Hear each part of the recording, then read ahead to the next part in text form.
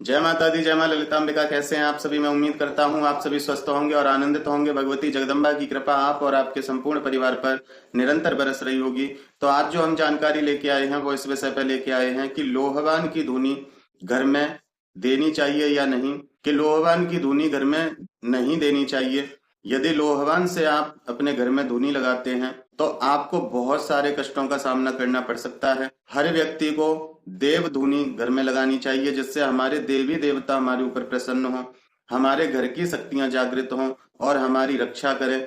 हमारे सारे कार्यों में जो विघ्न आ रहे हैं उनको दूर करें, हमारी ऊपर कृपा करें, अपना आशीर्वाद बना के रखें। तो हर व्यक्ति को देव धुनी लगानी चाहिए, जो देवताओं को प्रसन्न करती है, जिसकी सुगंधी देवताओं को अत्यंत प्रिय होती है। कभी भी लोहवान की धुनी अपने घर में नहीं देनी चाहिए। इसके पीछे एक कारण है, वो मैं आपको बताता हूँ। अब यहाँ कुछ लोग ये कहेंगे कि लोहवान की धुनी हम तो देते हैं, कितना सत्य कितना असत्य है वह बताना मेरा कार्य है। तो आप आज तक जो भी लोग लोहवान की धुनी देते हैं उनकी भावना को ठेस पहुंचाने का मेरा कोई तात्पर्य नहीं है, लेकिन मैं इतना बता देना चाहता हूँ कि देखिए, जो लोहवान होता है वो प्रेत शक्तियों को आकर्षित करता है। और जो भी लोग लोहवान की धुनी लगाते हैं कहीं ना कहीं वो व्यक्ति परेशान जरूर रहते हैं, क्योंकि ये नकारात्मक शक्ति और तामसिक शक्तियों को जागृत करने के लिए इसका प्रयोग किया जाता है।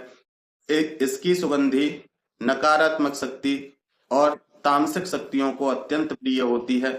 यदि आप अपने घर में लोहवान की धुनी देते हैं तो इससे आपके घर की तरफ नकारात्मक शक्ति और तामसिक शक्तियों का खिंचाव होता है और वो आपके पास बार बार आती हैं, क्योंकि इसकी सुगंधी उनको बहुत अच्छी लगती है। लेकिन वहीं आप देव धुनी देते हैं तो देव धुनी की जो सुगंधी है उससे देवी देवता आकर्षित होते हैं, उससे सकारात्मकता आकर्षित होती है और नकारात्मकता दूर होती है। अब आप देखिए, ज्यादातर आपने लोहवान का प्रयोग मजारों में देखा होगा, इस्लाम में देखा होगा। ज्यादातर आपने लोहवान का प्रयोग शमशानी क्रियाओं में देखा होगा, तंत्र शास्त्र में देखा होगा। क्योंकि शमशान में यदि व्यक्ति कोई बैठ के साधना कर रहा है या पूजा कर रहा है तो वहां सात्विक शक्तियों का तो वो आवाहन नहीं कर रहा होगा, क्योंकि शमशान में तो सभी तामसिक और नकारात्मक शक्तियां वास करती हैं। माँ काली और काल भैरव, इनके साथ भी चलने वाली जो शक्तियां होती हैं वो तामसिक प्रवृत्ति की होती हैं और नकारात्मक होती हैं। तो इसलिए उनको प्रसन्न करने के लिए, उनको जागृत करने के लिए लोहवान का प्रयोग किया जाता है। और मजारों में इसका प्रयोग किया जाता है क्योंकि आपने देखा होगा कि मजारों में कब्रें बनी होती हैं और उन कब्रों में मुर्दे ही है और उन कब्रों के आसपास जिन्न जिन्नादों का पहरा होता है। तो उनकी प्रसन्नता के लिए, उनको प्रसन्न करने के लिए भी लोहवान का ही प्रयोग किया जाता है। लेकिन एक सात्विक व्यक्ति को अपने घर में लोहवान की धुनी कभी नहीं देनी चाहिए। यदि आप ऐसा करते हैं तो आपके जो देवी देवता हैं वो आपके घर को छोड़कर चले जाते हैं, क्योंकि इसकी दुर्गंध उनको पसंद नहीं है। उनके लिए आपको देव धुनी देनी चाहिए। अब मैं बताता हूं कि देव धुनी कैसे बनाई जाती है। देव धुनी बनाने के लिए आप गूगल लीजिए और कपूर लीजिए, लौंग लीजिए, इलायची लीजिए। इन चारों को पीस कर एक मिक्सचर बना लीजिए और उसको आप उपले के ऊपर डाल के उससे धुनी दीजिए। तो इससे आपके घर में एक सकारात्मकता का एहसास होगा, देवी देवताओं का वास होगा, एक अलौकिक आपको अनुभूति होगी। और यदि जिन लोगों को लगता है कि हमारे घर में किसी प्रकार की नकारात्मकता है तो वो लोग गंधक डाल के धुनी लगा सकते हैं, लेकिन गंधक को इस मिक्सचर में ना मिलाएं, क्योंकि ये देव धुनी है। गंधक की धुनी आपको यदि देनी है तो उसकी भी प्रक्रिया सुन लीजिए। मार्केट से आप गंधक लेके आइए। गंधक अलग होता है, लोहवान अलग होता है।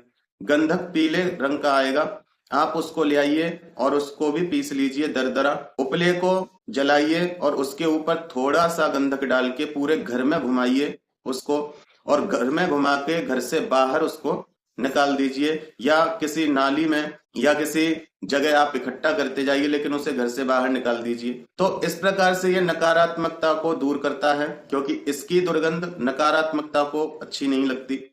और जो देव धुनी आप देते हैं उस देव धुनी को आप अपने पूरे घर में घुमा सकते हैं और घुमाने के बाद अपने मंदिर के पास रख दीजिए। जो आपके देवी देवताओं को इसकी सुगंधी बहुत प्रिय होती है। गूगल तो हर पूजा में ही प्रयोग किया जाता है।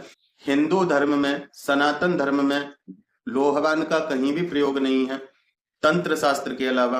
तो इसलिए लोहवान का प्रयोग ना करें। कल एक बहन का कमेंट आया कि उन्होंने लोहवान की धुनी दी अपने घर में, और उनका कहना था कि मैंने आज ही कहीं से, चाहे कहीं से भी उन्हें ये जानकारी मिली हो, उन्होंने लोहवान की, और उन्होंने लोहवान और गूगल की धुनी दी। उसके कारण क्या हुआ कि वो, उनका कहना था कि मैं बाथरूम से निकली, बाथरूम की टाइल्स अचानक से गिर गई, जबकि उसके गिरने की कोई आशंका नहीं थी। तो देखिए, ये सीधा और सीधा नकारात्मक शक्ति का संकेत है, क्योंकि टाइल्स का टूटना किसी भी प्रकार से शुभ नहीं है, और वो भी वह टाइल्स जिसकी कोई गुंजाइश ही नहीं गिरने की, टूटने की। तो इसका मतलब आप सीधा सा समझ लीजिए कि लोहवान सनातन धर्म में किसी क्रिया में नहीं बताया जाता है। देवीय पूजा में, सात्विक पूजा में गूगल चलता है, कपूर चलता है, लौंग इलायची चलती हैं, बाकी ये लोहवान वगैरह की धुनी नहीं लगाई जाती है। लेकिन यदि किसी व्यक्ति को अपने घर में नकारात्मकता महसूस होती है तो गंधक का इस्तेमाल कर सकते हैं, और गंधक की धुनी वाले कंडे को आप घर से बाहर रखें, और देव धूप देने वाले कंडे को आप पूरे घर में घुमा के अपने मंदिर के पास रख सकते हैं। फिर इकट्ठा होने के बाद आप इसका विसर्जन कर दीजिए। तो इस प्रकार से लोहवान की धूप नहीं देनी चाहिए। तो मैं उम्मीद करता हूं कि मेरे द्वारा दी हुई जानकारी आपको समझ में आई होगी और पसंद आई होगी। अगर जानकारी पसंद आई है तो वीडियो को एक लाइक अवश्य कर दें, कमेंट में जय माता दी लिखें, और चैनल पर आप पहली बार आए हैं तो चैनल को सब्सक्राइब कर लें, क्योंकि मैं इसी प्रकार की रोचक और नई नई जानकारी लेकर आता रहता हूं। फिर मिलते हैं एक नई जानकारी के साथ एक अगली वीडियो में। तब तक अपना और अपने परिवार का ध्यान रखें, भगवान की भक्ति करें, निरंतर भक्ति करें और भक्ति पथ पर आगे बढ़ते रहें। जय माता दी, जय मां ललितांबिका।